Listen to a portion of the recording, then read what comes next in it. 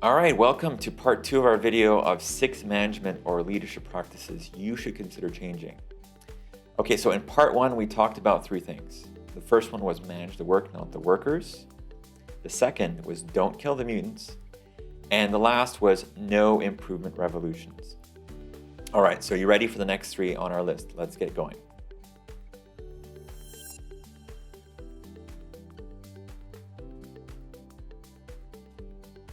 All right, next on our list, I call this manage capability and demand imbalances.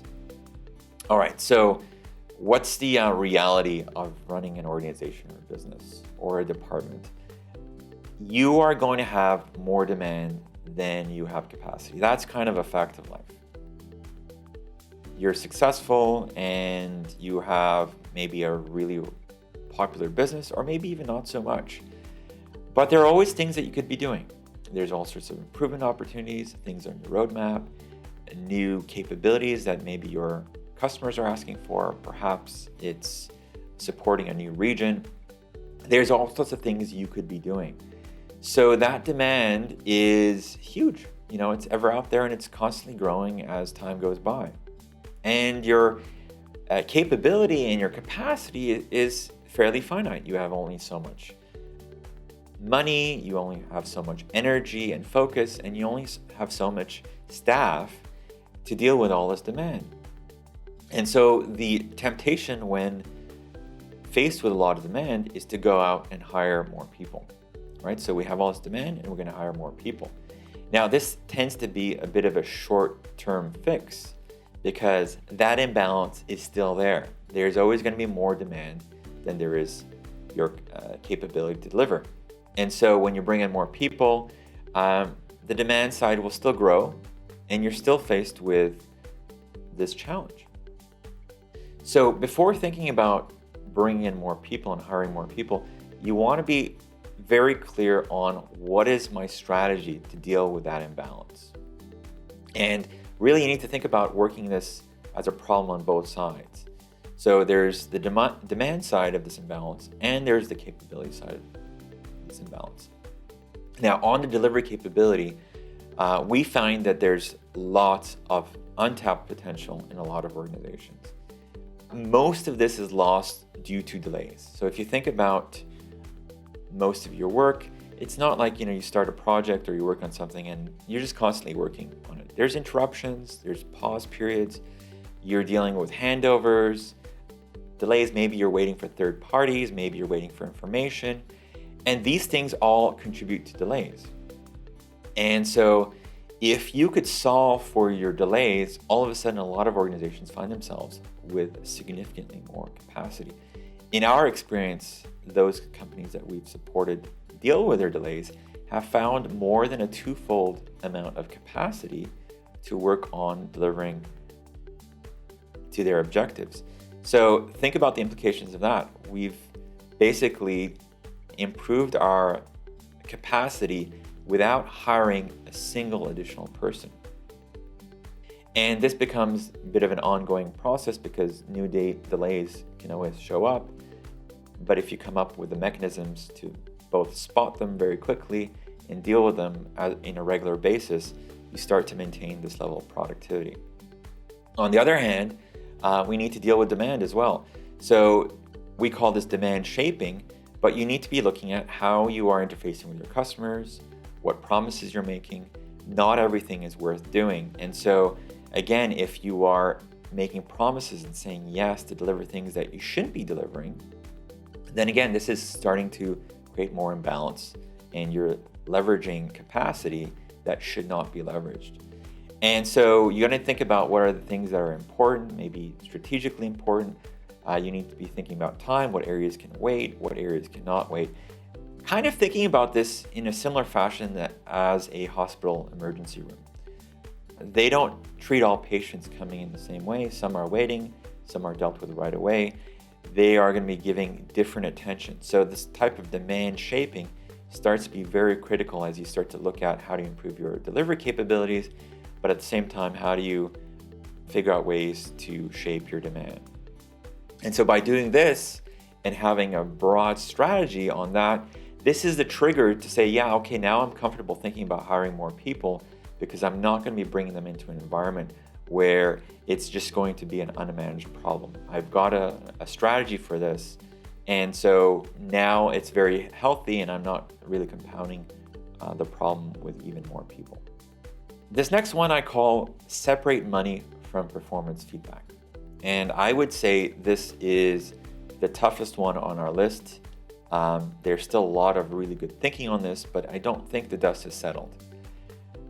Particularly on the solution, where the solution lies. But I think everyone kind of agrees on a lot of the overall problems. And so let's look at this from the perspective of performance feedback and dealing with reward mechanisms. So on the one hand, we know that performance feedback is essential and a good thing.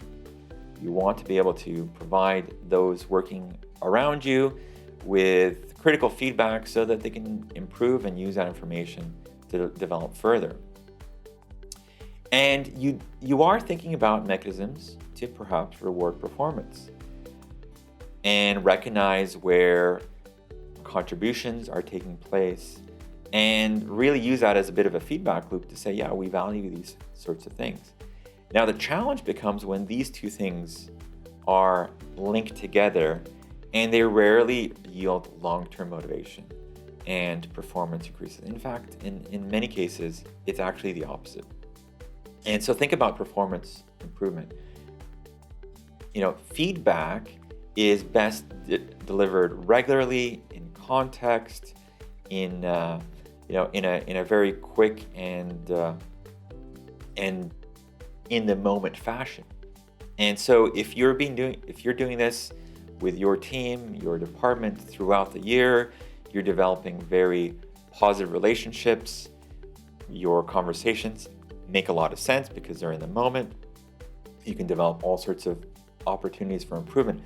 So you built this relationship around trust and development, and it's great, only maybe to be eroded at a formal event of the year when you start to tie that all to some sort of money equation. And the reality is most businesses need to work with a budget when it comes to compensating their staff. So they're thinking about bonuses, maybe salary increases at the end of the year, and they only have so much money to go around. And so in a lot of organizations, they may come up with some sort of equations where, oh, you know what, we're going to have a rating system and perhaps it's something like meets our standard or exceeds our standard or something to that effect, right? So, and there's only so many exceeds our standards we can give out and reward a little bit higher. And so now you've had to make sort of a cut. And so some people who have been working really well and improving throughout the year, they didn't make the cut because there happened to be not enough for them. And so now we're forced with, in many organizations, this challenge of reverse engineering a narrative. You didn't make the cut, and this is where you have to improve.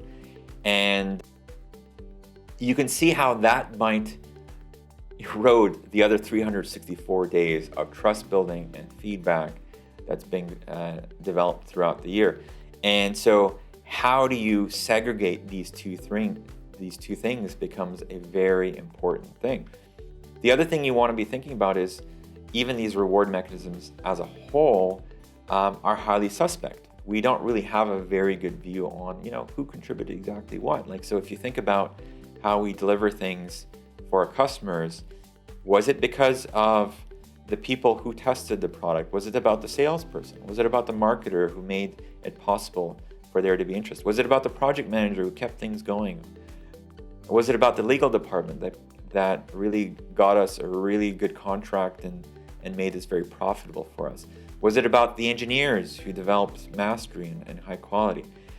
Chances are a lot of people contributed to the success, and so trying to figure out where exactly it was is probably highly suspect and very error prone. And so trying to have that figured out is a bit of a challenge. So your best bet is to start to try and separate these two things as best you can. Your goal is to maintain doing this feedback in the moment, contextual and continuous. And you're probably already doing that. And if you are, great, keep it up. Now, on the money side, this is where it gets tricky because everyone is going to be trying to figure out what their best strategy is, and a lot of it will be dependent on the culture in your organization. How much can you share? But the goal here is to try to be as transparent as you can make it. Try to get away from these, you didn't quite make the cut, and while it was great, it wasn't good enough. No matter how you spin it, most people will leave that conversation feeling maybe a little bit betrayed. So, best bet is to be transparent. Perhaps you're going to come up with some creative ways on how to distribute your budget. Maybe even poor performers, they can get an equal share of the budget, but instead of giving it to them in form of money compensation, perhaps that is geared towards development opportunities to help them succeed, right? So the idea here is that you have your staff and they're here for a reason because you're all working together, and where those who are perhaps needing a helping hand and are not contributing, maybe that's where their budget goes to actually go in and help them collaborate a little bit better and succeed. So this one, again, very tricky one. Regardless of how you figure this out, the key ingredient for you guys is to try and segregate these two things. Do not tie the ongoing performance feedback and feedback in general with money, because it gets complicated and money makes us as people think and do crazy things, and you really want to avoid that as much as you can. All right, let's go to our last one. And this one here I call measure for fitness. All right, so chances are you're doing some measuring in your organization. You've got some metrics, some dashboards, you're gathering all sorts of performance indicators. What we've seen a lot of is it seems like a bit of a kitchen sink, and maybe we've inherited some metric from our predecessors and it's been in a dashboard and we just left it there. Maybe we purchased a product and it came with a whole bunch of things out of the box and we left it there and we thought it was good. Maybe we've been focusing on managing the workers and not the work, and so we're focusing our metrics on utilization and productivity of our staff. The point here is that we might find ourselves with a whole bunch of metrics and they've kind of come together as a quilt and we're not quite sure how to use it. And if you want to think about metrics, why are we doing them? They're really here for two things, right? One is to help us make decisions, and the other one is to help us drive towards some sort of goals or improvements. So they're driving behavior, decision behavior, progression behavior. And so if you're going to be doing that, you want to be doing this with a lot of clarity on what your goals are, right? What is the nature of your business? Who are your customers? What are they making them choose you versus someone else? And I know for a lot of you, you might be managing departments within organizations, and maybe your customers are inside the organization and they have no choice but to choose you. But you may have to start to think about it from the perspective, imagine they did have a choice. What would make them choose you? Imagine there was a clone version of your department in the organization, and now the organization could choose if they could go to you or that other group. Why would they choose you? And in doing so, we start to think about what makes our department, our organization, our team, what makes it fit for our customers? Why are they choosing us? And if we can figure that out, we can start to understand what those items are, and we need to start to measure those primarily, right? We call these things fitness metrics. And typically they have some sort of threshold where, if we go beyond this threshold, customers are not going to come back, or beyond this other threshold, we're not going to gain more customers. So there's usually some sort of threshold there. It could be things like how fast you are, how reliable you are, what your quality levels are, perhaps the functionality of what you're providing. And so these fitness metrics basically act as your kind of primarily guide to the health of what it is you're offering. Are you going to, continue to be seen as the choice? And so by starting there and having those metrics, you can now start to layer additional metrics, because those metrics now need to be somehow correlated back to those fitness metrics. Why am I measuring these other things? Perhaps I am still going to be measuring productivity. What is the correlation between productivity of, say, individuals and how fast and how reliable things are? And if I can't make the correlation, then I need to really be examining what metrics I'm measuring. And there's a whole framework that we teach called Fit for Purpose that really kind of goes into a lot of these different metrics categories that we're not going to get into today. But the main message here is, do you understand your customers well enough to create these fitness metrics? And you got to measure for fitness first. And so the challenge there is maybe taking a step back, looking at your existing dashboard and say, what elements of this really constitute fitness? And if I don't have them, maybe I need to layer those in and then figure out how everything else ties in and see what gaps there are. And maybe there are some things that we can take off from what we're measuring. All right, so there were the last 3 things to your management practices. And here's a list. Let's go them from the top. Manage the work, not the workers, right? The idea here is that you are looking for movement in your organization so that things are being delivered to the hands of happy customers, happy clients, those who are leveraging what you're there for, and not thinking about trying to maximize utilization of people. Don't kill the mutants is the next one. You want to ensure that there's diversity in your organization, leveraging that as a competitive advantage. No improvement revolutions is the next one. And this is all about understanding that you evolved to your current state and you're going to have to figure out a way to evolve to your new state. You're going to have to think about social implications and know-how. Manage capability and demand imbalances. You want to be thinking about how your demand is coming in and how to improve your capability before you start to hire more people and just make that problem even worse. Separate money from performance feedback. Don't tie those 2 things in. It's a surefire way to not meet your objectives with regards to improving your organization and the capabilities of those inside them. And lastly, measure for fitness.